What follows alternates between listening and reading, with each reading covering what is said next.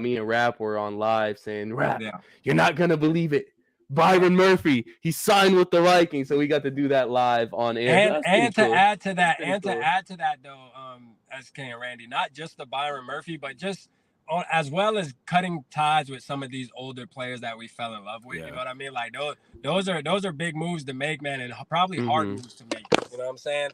Those are hard moves to make too for a GM. You know what I'm saying? Like, yeah, and you would have to place those under the positives of this offseason. Because I mean, right, look, right, we love Adam Thielen. We know he's the hometown guy. He's gonna retire a Minnesota Viking, regardless of the nonsense he's spewing right now in Carolina. Nonetheless, yeah, but it was the right move. We can't pay Adam. What was it, $19 million or something like that? There was no way in hell we were gonna pay Adam Thielen $19 million. Then you look at a guy like, I mean, it hasn't been done yet, but the Dalvin Cook situation, we're not going to be paying Dalvin Cook $14 million and then paying Alexander Madison another, 2.5 this year, I think it was.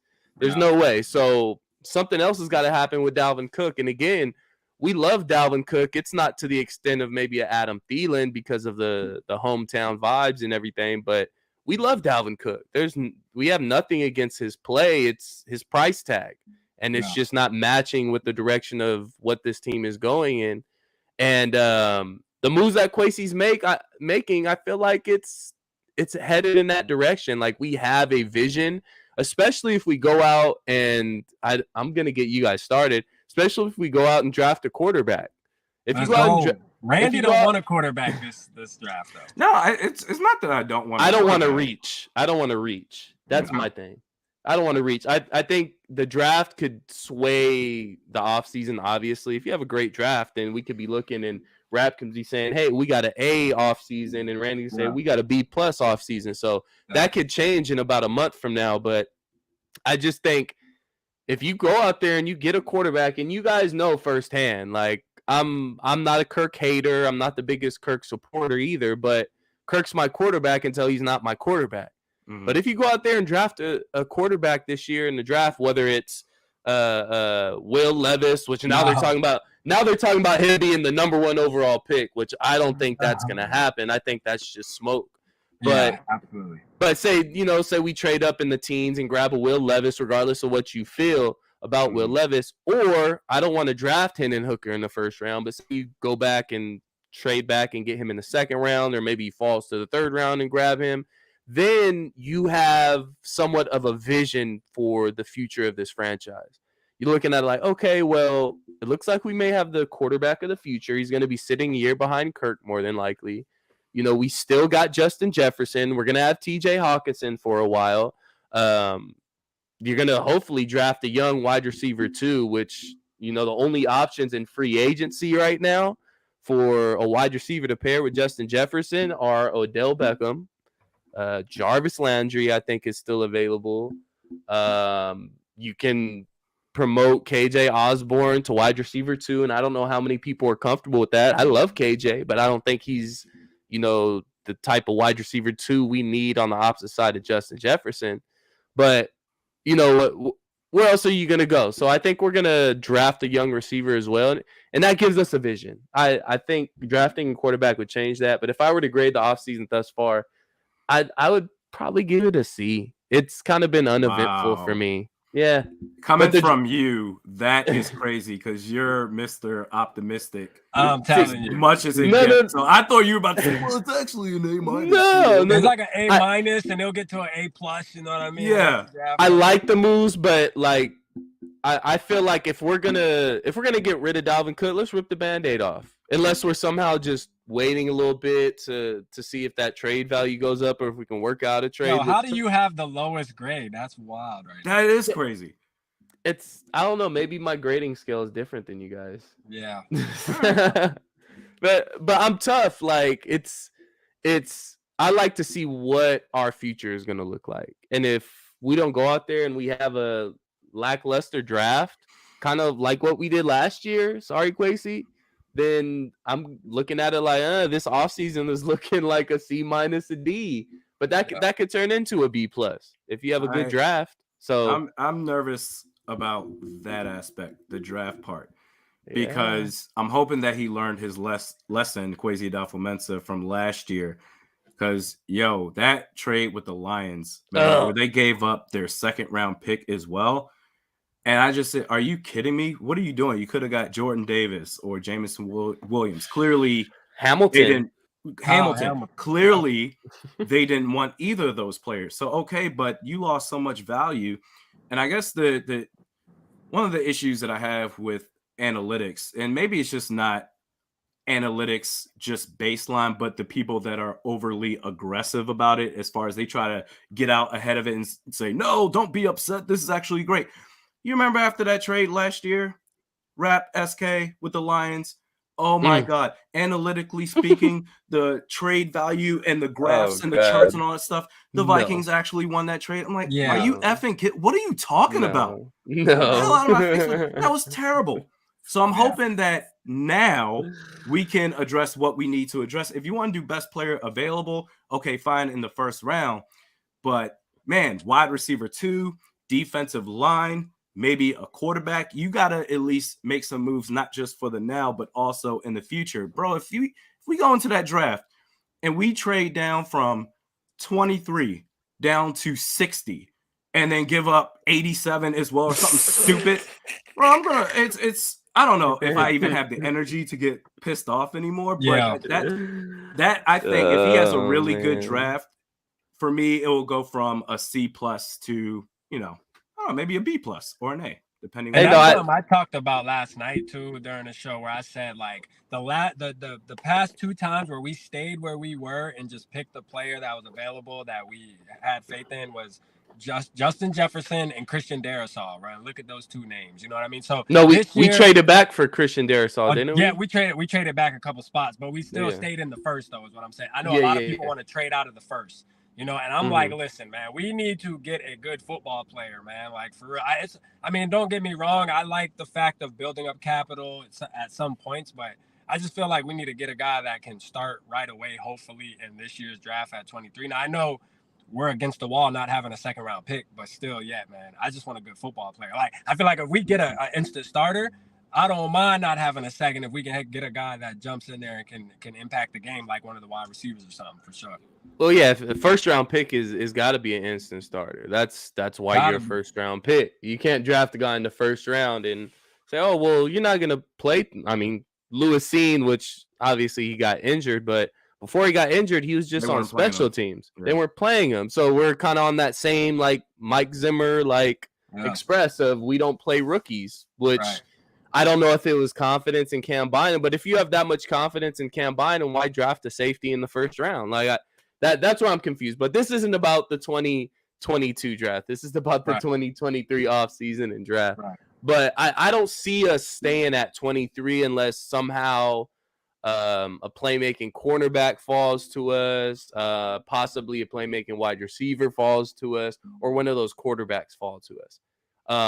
I don't see us sitting there. I could see us trading up, and I could definitely see us trading down just off the fact that we don't have that second round pick. And you have a pick at 23, which you're right at that kind of fringe of, hey, you can go back, grab a second round pick, and probably grab another third round pick.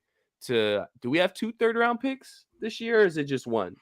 I think it's just 187. Is it just one? If I'm not mistaken. So you can add another third round pick to the one you already have, and you're looking at a second round pick with 2 thirds. And if you need to trade into the second round, if you like a guy like Hendon Hooker, if he's still available, you have the draft capital to do that, while at the same time still grabbing a guy probably early in the second round that could be or should be a day one starter, hopefully on that defensive line, maybe a wide receiver 2. We don't know, or maybe, who knows, maybe a linebacker, and we cut Jordan Hicks before the start of the season. We don't know. So I think there's a lot of things that could happen with this draft, but just percentage-wise. They gave Jordan Hicks a contract, didn't they? They restructured him. He took a pay cut. It was a pay cut. But I think the way it's structured, it gives them an out before the season starts. So say it comes to training camp, they're like, hey, look, Jordan's been great, but we got a young guy that we're going to roll with. You're cut. And I don't think his salary is guaranteed for the season unless he plays first week or something like that. I'm not sure. I could be completely wrong. But yeah, I just think the percentage, I'll ask you guys, the percentages of trading up, staying at 23, and trading back. What would you like break off if you were to make a pie chart of that? Go ahead, Rap. Or Randy, it doesn't matter. Yeah, go ahead, Randy. You get at him. I mean, we just have a 1-year sample size off of Kwesi. So if it's anything like it was last year, I would say odds are he's going to trade down. I think they should trade down regardless. If they trade up, it's going to be for a quarterback, which Bryce Young's going to be gone. CJ Stroud, I'm not really a fan of him, but I can understand the hoopla there. But then after that, if you're going to trade up for a quarterback for a Will Levis or Anthony Richardson, then I don't know, man. You better be right, because then you're tying your job security, your future with the organization with this player. So you better be right. But I think they're going to trade down and try to get a second-round pick. So you're saying chances are we trade down? Yeah. All right. What about you, Rap? I mean, honestly, man, I'm gonna stick with my guns. I'm gonna say that we're gonna either stay at 23 or we're gonna trade up. You know what I mean? Like that's my. Oh, so you don't think we're trading down? You think we're trading up, or we're taking somebody at 23? No. Yeah. I think like honestly, like I feel like we either gonna trade up or we gonna stay at 23, man. You know what I mean? Like, and I feel like there might be something happen where we can get a second with Dalvin Cook or Zadarius Smith, like right around the draft time if there's a trade or something. You know what I mean? Because I know they're talking about that too, still trying to see if we can wheel and deal one of those guys. So you never know. You know what I'm saying? Never know. Might be a package deal. Send both of them somewhere. What can happen, man? Send them. Hey, we give you a running back and a pass rusher, man. Right? Go ahead. Take these salaries. Still got to pay them, though. Yeah, still got to pay them. They're expensive. This is gonna be an expensive package, but hey, give us a second. You know? Well, like I said, we got our guy Justin working in the background. He has our picks up. Right, well, he just threw a comment up right now, but he had our picks up. If you guys don't know already, we have the 23rd overall pick in the first. No second round. Our third round pick, we have 87. Fourth round from Detroit, 158. And I think, what did we trade our other fourth round pick for? What was that? Was that we swapped with Detroit, I think, for the Hawkinson trade. I think we swapped and then we gave him a second. No, we traded a second. Yeah. And that's how I look at it. And too. We swapped for us. And that's how, and that's another, I'm glad you brought that up, because that's how I look at it during the shows when I talk to other people too. I say, like, we have our second round pick. It's TJ Hawkinson. You know what I mean? That's a good way of looking at it. Like if you, and I'm sure Kwesi's going to think like that too. I can see him thinking like that. Like, I know the fans are like, well, we don't have a second round pick, but we got TJ Hawkinson though. Well, yeah, think of it this way. If we didn't go and trade for TJ Hawkinson, then chances are we'll probably be drafting one of those top tight ends in the first round if he fell to us. That would be a big position. And I'm going to tell you right now, I don't think there's any player in the second round that I can think of on this year's draft that I can say can come in and is going to produce as much as TJ Hawkinson. So, yep. Exactly. You feel good about that. You just got to pay him. That's you got to pay him. That's the kicker, which I don't think we should have any issues with paying TJ. Yeah, like Hawkinson. That's the thing. There's nothing wrong with paying good players, man. You know what I mean? Like, there's nothing wrong with it. Like, if they're good players, man, figure it out. You got to pay these guys, man, for sure. Exactly. So again, I want to side note thank everybody for tapping in. Everybody in the comments. We're actually, I put us live on Purple Pocket Podcast Raps channel as well. So we got some of your subscribers tapping in as well. They love to see Realistic Randy. So when you get a chance, Justin, throw up that super chat for us. I think there we go. There goes the super chat. Too evil to hope. Good looking. He says, "Hi, Rap. Do you think firing Kwesi might happen if he screws up another draft?" I don't think it would happen this year, but hey, if he messes up, if he does what he did last draft, and I ain't gonna lie, he'll definitely be like, there'll be conversation like spiraling around. I can promise you that. We'll be looking sideways at him for sure, saying, or they'll be saying, you know what, maybe we need to let somebody else take over the draft process. Like, you do good at it. Maybe when April comes around, Kwesi, how about you kind of just step back a little bit? You know what I mean? He was big on delegating. I think especially if they take a quarterback. Let me take that back. If they especially trade up to take a quarterback and it doesn't work out, which we won't know in about 3 years' time, then that's when a firing would potentially happen. Not right after. Absolutely. Yeah, no. Like Randy said, it's more of not only the fan base, but also people in ownership. They're gonna start looking at him sideways, like, all right, Kwesi, look, we can say what we want to say about Rick Spielman, but Rick Spielman had some home runs of drafts, and he had some really bad drafts. Don't get me wrong, but he had some home runs, including Justin Jefferson. Regardless of what you say, oh well, the Eagles passed on him, so of course he's gonna take him. No, Rick Spielman drafted Justin Jefferson. Rick Spielman drafted Christian Darrisaw. Drafted Brian O'Neill. 3 main staples in your offense and in your franchise right now. So, talk all you want about Rick Spielman, but he's drafted huge franchise players for, like, decade players, like Justin Jefferson, guy that we thought we'd never have before or never have again. Guys like Randy Moss, bringing Randy Moss's record. So, give him his credit, but I think he's also done some goofy ass stuff too. That's why he's fired. Absolutely. We're not going ignore the F shit too now. Come on. Hey, come on. Take the good with the bad. We can't just say, well, look at all these great things he's done. Built the statue. All those he's done some wild stuff. All the 7th round picks he accumulated. Come on, Randy. We ain't just gonna sweep that other shit under the rug, man. Hell nah. You made him sound real good just now, man. We need a little violin music off that little soliloquy you just had. Yeah, Rick, come on the show, Rick. Come on the show, Rick. Talk to me, Rick. Come on the show. Hey, man, I want to give a shout out to Nano, though. He said we got the chosen one on, man. Randy, man, for sure, man. Randy, we got to reach out to the real one, man. Oh, yeah, Nano. Yeah. He's been supporting the channel for a minute. I appreciate you, man. Man. Yeah, we got 30 people on the live right now. I appreciate you guys, everybody on YouTube and everybody on Facebook as well. We're on Purple and Skull Media on Facebook. If you are on the Facebook Live, hit those stars, support us.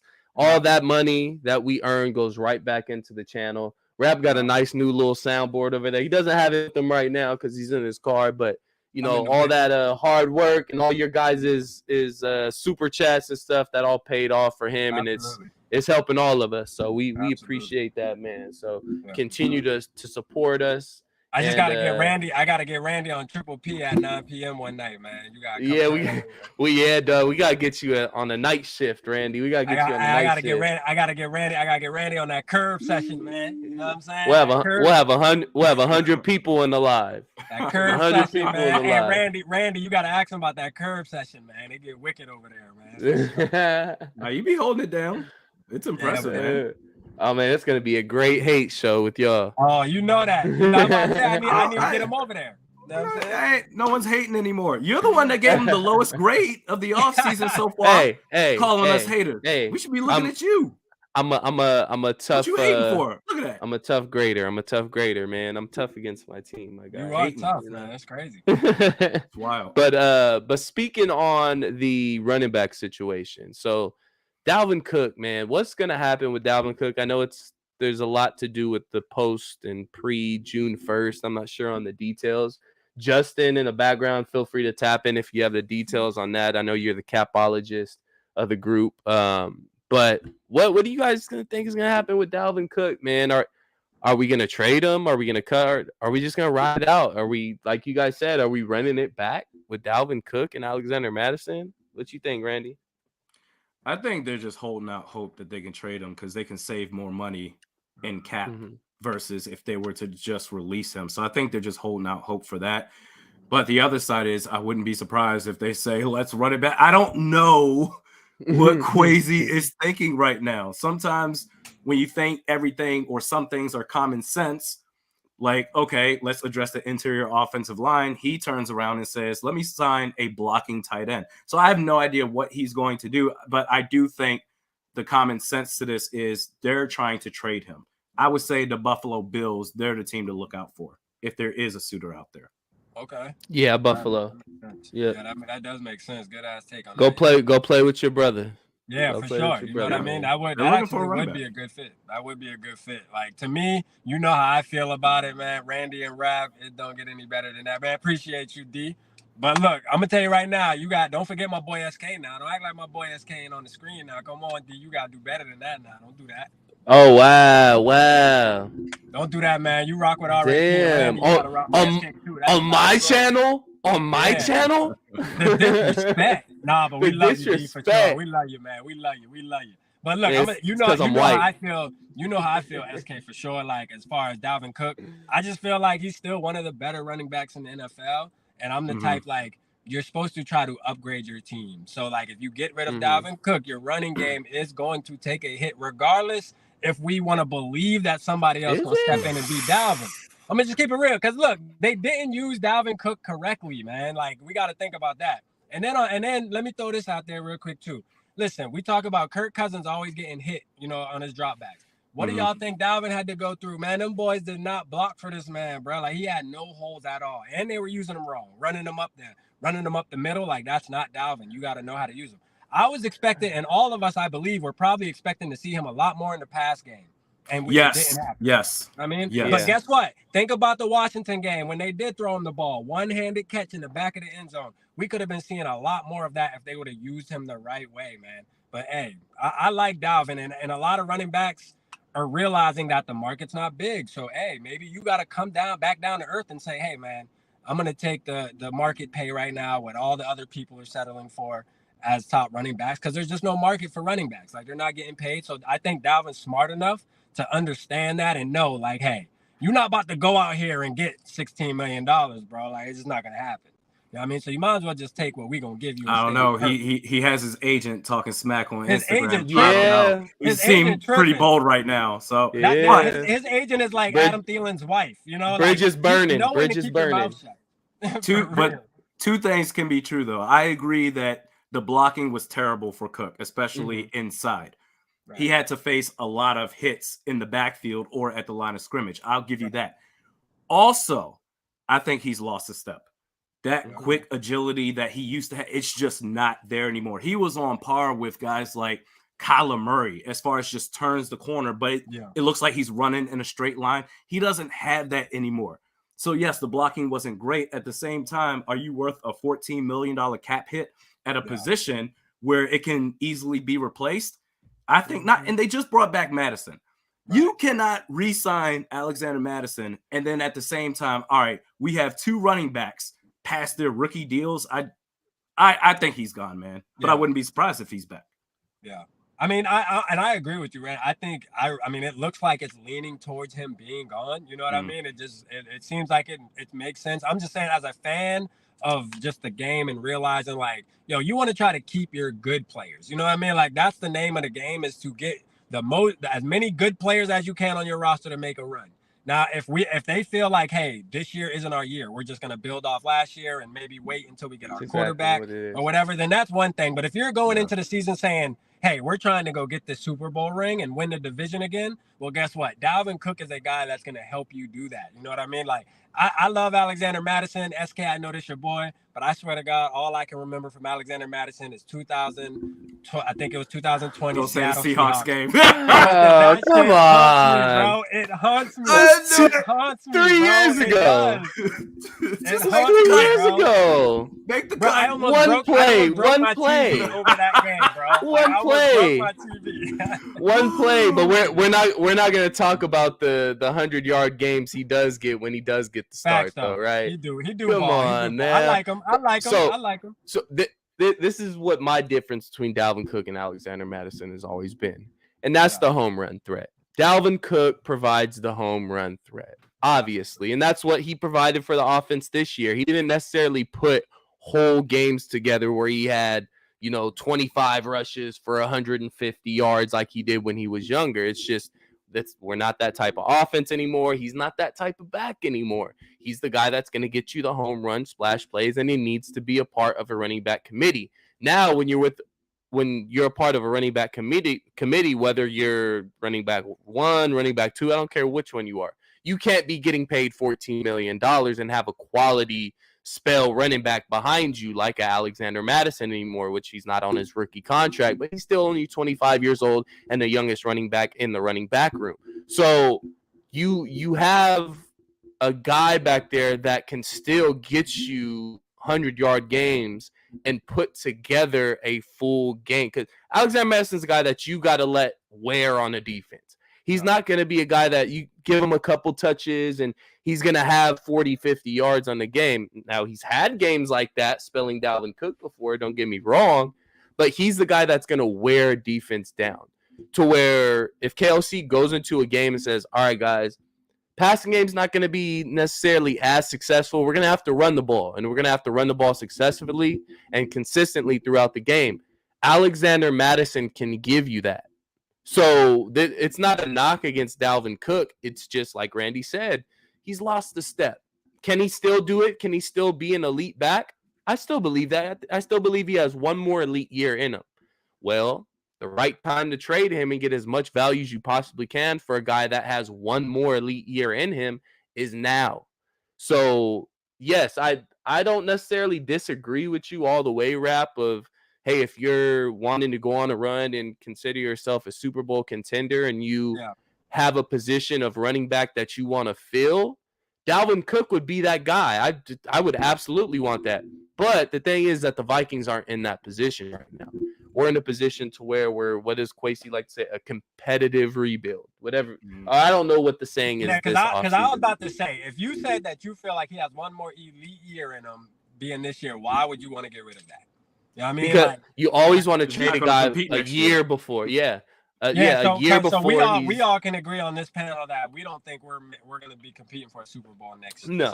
No. You never know. You never know within the season. Things happen. I agree. I say no too. You know what I mean? No, but I don't think Kirk Cousins is our quarterback. It's a no for me. I'm gonna just keep it real. Hey, second best quarterback in the NFC. Yeah. Okay.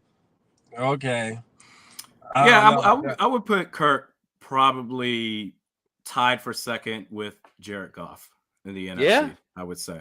Yeah. But that's not. That also doesn't mean that he's the greatest thing since sliced bread either. It's just, the NFC is just a weak class. That's really all it is. Kirk's broke my heart too many times. I'm done. That's since we're talking about Kirk. That's my thing with Kirk. The thing is that with the fan base and when we talk about Kirk, it's always either one excessive or the other. It's never in between. Well, look, Kirk's a good enough quarterback, but there's these shortcomings. It's either I hate Kirk, I don't want him as my quarterback, I'm over it, or it's no, Kirk's my quarterback, you don't know football, Kirk is a great quarterback. I disagree with you. You know why? Because I was that guy in the middle with Kirk. I swear to God, for years, I don't know, 3 years, I would always say, man, you know what? He's really good. He just needs the right supporting cast around him, good coaching. But there are these times where he has these brain fart moments where it's inexcusable. And all the times I could be kissing Kirk Cousins' ass. The one moment, if I say, I don't know about this, bro, the Kirk stands, they just come after me in droves. So I was that guy that's in the middle. However, Rap, we were talking about this before we started recording. I joined the dark side because, man, listen, that fourth and eight play against the Giants in the playoffs, everything's on the line. This dude just laid out a huge fart and checked the ball down. Are you kidding me? You get paid $35+ million a year, 40 mil to do what? To bleep the bed? Exactly. Man, I can do that for $50,000. Exactly. $35 million. Chill. And let me throw this out there too, real quick. I went back and watched that play over again and over again. And this was a couple weeks ago. This is like only 2 weeks out. And did you know that he didn't even look anywhere else? Like, he didn't even look anywhere else, bro. His eyes went right to TJ Hawkinson, bro, and it stayed on TJ Hawkinson until he broke and threw that ball. Like, straight up. He didn't even look anywhere else. So I don't want to hear all the BS about he went through this read and that TJ was the only guy. No, you should have threw that shit up to JJ. I don't care if he was quadruple covered. You throw it to your best player. You know what I'm saying? Like that. There's nothing else to talk about. I can't defend that anymore. Time to move on. I would have took next year. I would have taken an interception or like him trying to force it somewhere over the check down. Just like it was like the worst possible ending to such an eventful season. Like I was there in person for it, and it was just like no life. Like it was just like and we gotta love that. And we gotta love that. Like we gotta love that. No, we don't have to love that. We don't have to. No, let it's him it's shoot. okay. No, it's the defense fault. No, Yeah, it's the defense fault. That's Yeah. all it is. The defense is the reason why he threw the check down. You can't blame Kirk Cousins for that. That's what annoys me the most. Yeah. Is that anytime he makes any sort of mistake, Deflect.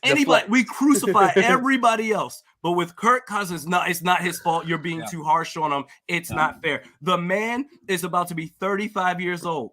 When it comes to football years, this dude should apply for AARP savings. Like, come on, bro. It's over with. It's done. And Kirk is the reason why when we have a 33-point comeback, Kirk did that. You know what I mean? Yeah. Like the defense, the defense didn't hold the other team from not scoring any more points. Like that don't matter. You know what I mean? Like that don't matter at all. You know what I mean? Kirk just did that by himself. Yeah, you gotta keep the same energy. Energy, man. But some people are just blinded by he can throw the ball, and it's like, no, I can throw the ball. I can throw the ball. Yeah. You know what I'm saying? It's All not, right, Randy, it's not just about your arm. I got to jump in. Randy, here's my analogy with Kirk. Imagine you're in high school and you're the band geek, right? Mm-hmm. And you see the football players and the basketball players dating all the 8s and 9s, and you stuck with the 3s and 4s. And then this 6 transfers from a different school, and she done been burnt by all those football and basketball players. So she wants to date you, the band geek. And you're like, okay, this is 6 is better than these 4s. This Kirk Cousins better than Case Keenum and Tavares Jackson and Christian Ponder. So why wouldn't I want to date this 6?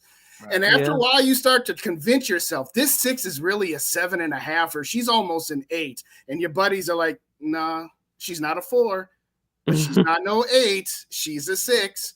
And right now, half this fan base is so scared of giving up on this 6 girl that you've been dating for 5 years that you know ain't going anywhere. You know you're not. You move in with her, you rent an apartment, but you for dang sure ain't going to put a ring on it.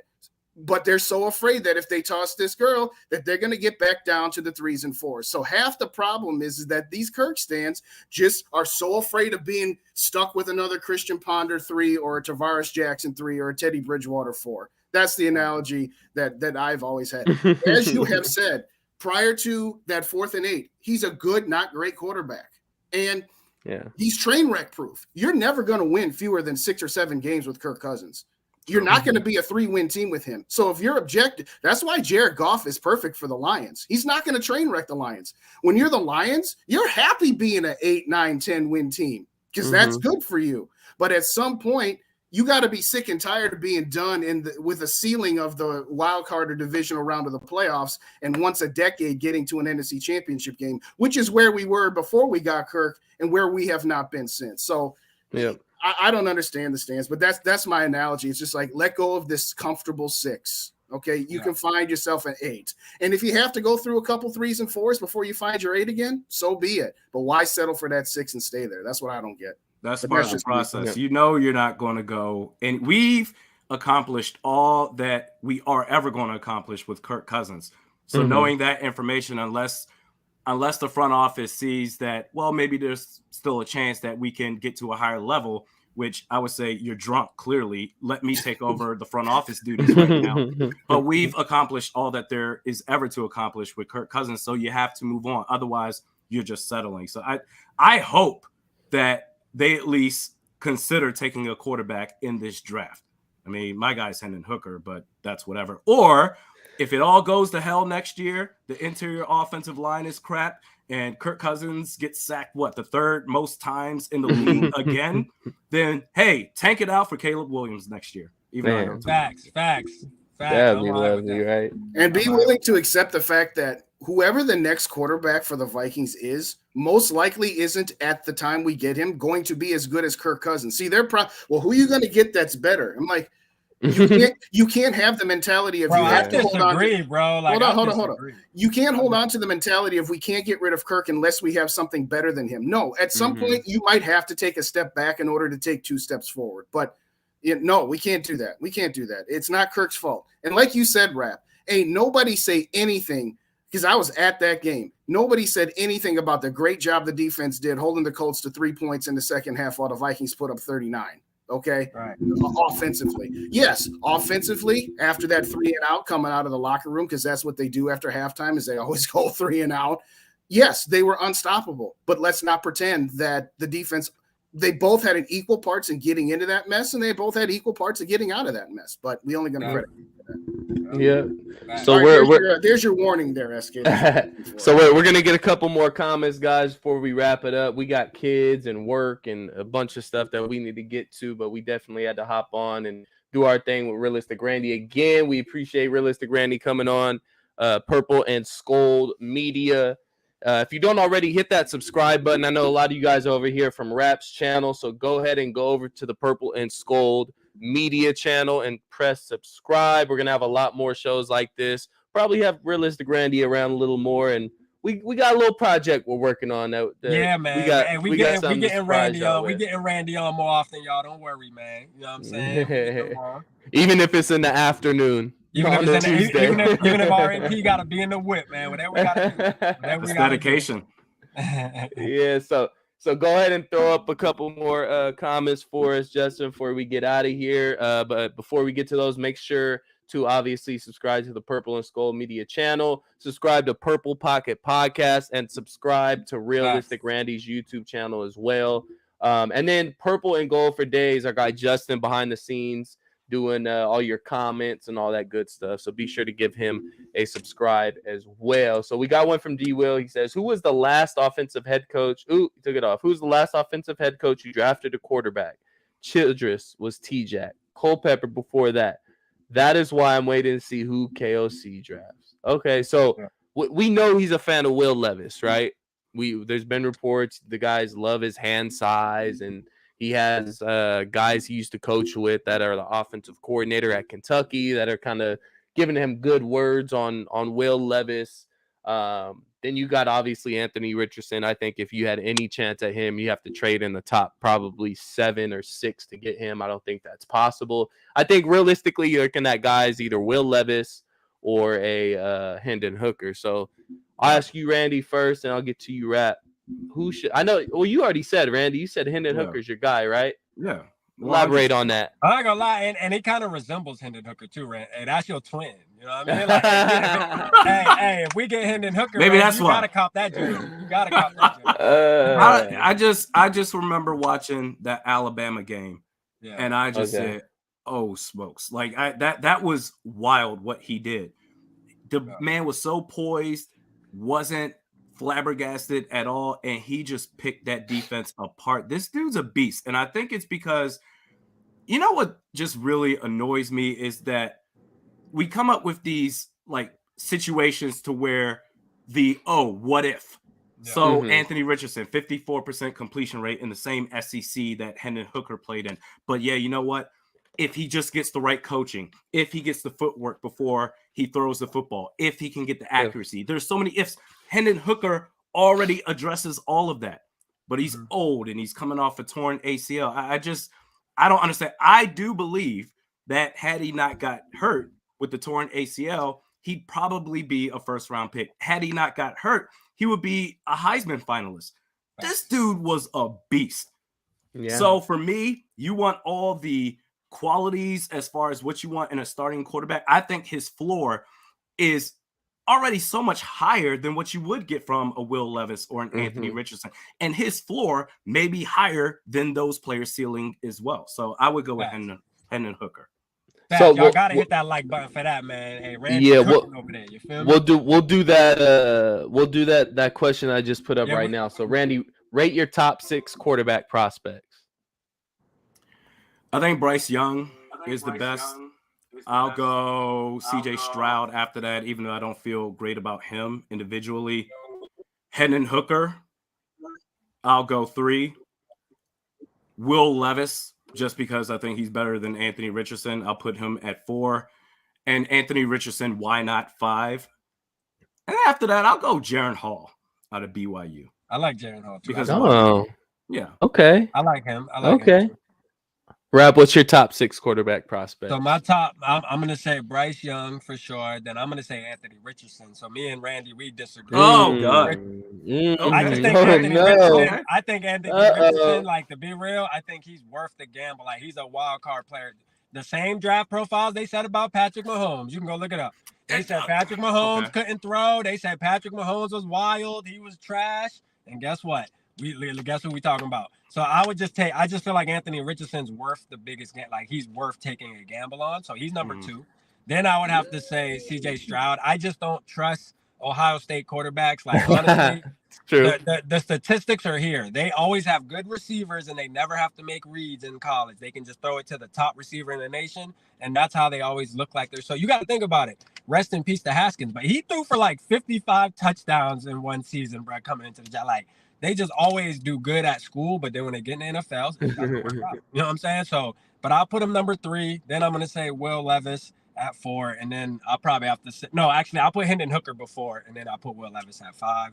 And then as far as like the back of the second tier, I'm going to say DTR, man. I like DTR. I do like Jaron Hall, but I like DTR. I think I like DTR a little more. For sure. Yeah. No, I can't necessarily disagree with that. I can't actually. I'm going Bryce Young. I'm going CJ Stroud. That's 1A, 1B. You can, regardless of what you want the size, go CJ Stroud. If you just, want the accuracy and just the overall quarterback play, go Bryce Young. Third. Oh man. I would. No. I would put. I got 2 1As and 1Bs, and I got 3A and 3B. Like, I think Richardson and Levis are on the same tier for me. You got the Will Levis, who's the prototype, Josh Allen, big, guy that can run, that has a cannon of an arm, but it's not accurate. You're going to have to work on him, in the NFL. It's going to take a couple years for him to come into his own if he does. Anthony Richardson, he's, your Patrick Mahomes prototype, has kind of this wild way of playing, gunslinger, can kind of run around a little bit and throw at different angles. So it's kind of what your cup of tea is, what type of quarterback you want. So I would put them on the same tier. I would say I'll go Will Levis 3, Anthony Richardson a close 4, Hendon Hooker 5, and that's strictly just based off him coming off that injury. I hate taking players in the draft that are coming off major injuries like that. Yeah. Prime example, Andrew Booth. Great player, but just can never stay on the field. And we see that this past season. Now, Hendon Hooker, I don't know his full injury history. All I know is this, ACL that he recently had. And you have Kirk for another year. So I think that is probably the best fit out of all of the quarterbacks, Hendon Hooker to the Vikings. So I would put him at 5. If it wasn't for the injury, he'd be in my top 3.